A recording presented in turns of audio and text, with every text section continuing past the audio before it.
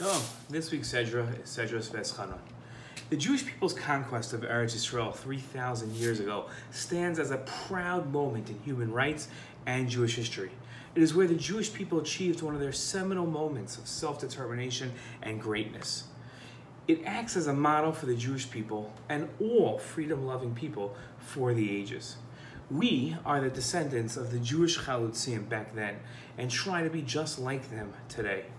In our Sedra, Moshe instructed the Jewish people about the people of Canaan, who the Jewish people were aiming to invade and conquer. They were the inhabitants of Eretz Yisrael at the time. Moshe stated, when the Lord your God brings you to the land that you are about to enter and possess, and he dislodges many nations before you, the Chittim, the Girgashites, the Amorites, the Canaanites, the Perizzites, and the Chivitites, and the Jebusites, 7 nations much larger than you, and the Lord your God delivers them to you, and you defeat them, you must doom them to destruction. It's not words we're used to hearing. Grant them no terms, and give them no quarter. You shall not intermarry with them. Rashi explained, you shall not grant them a settlement in the land. They can't stay.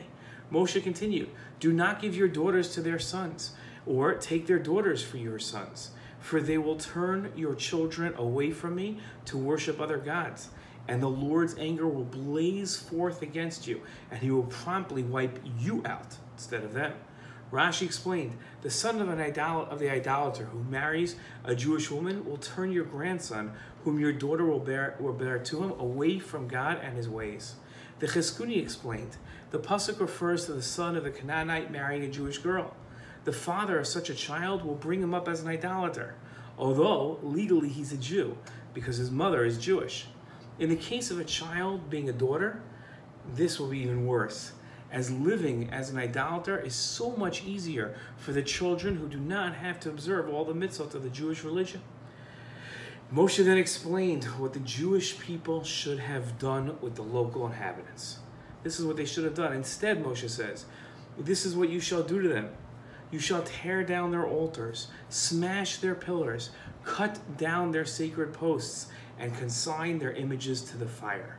Moshe explained why the Jewish people must not make a covenant with them, why they can't intermarry with the local people, and the Jewish people must destroy their idolatry and altars. For you, Moshe said, are a people consecrated to the Lord your God. Of all the peoples on the earth, the Lord your God chose you to be his Am HaNivchar, his treasured people. It is not because you are the most numerous of peoples that the Lord set his heart on you and chose you. Indeed, you are the smallest of peoples. Rashi explained that Moshe wasn't just referring to the amount of Jews that God caused to choose them, but you regard yourselves as small, as Avram did, and said, for I am the dust of the ashes. And as Moshe and Aaron did, who said, and we, what are we?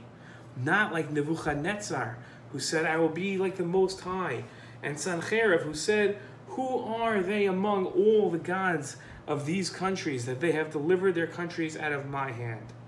Moshe continued, it was because the Lord favored you and kept the oath he made to your fathers, that the Lord freed you with a mighty hand and rescued you from the house of bondage, from the power of Paro, king of Egypt. Many read these pesukim and see an indictment of the inhabitants of the land of Canaan, and to a certain extent they are correct. We judge idolaters, both Jew and Gentile, harshly. But the point of these pesukim isn't about the inhabitants of Canaan, but rather about the sanctity of the Jewish people.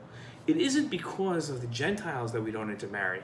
Rather, it is because we focus on our unique mission to sanctify God's name in the world. The end of this week's portion teaches about the uniqueness of the Jewish people. Shabbat Shalom.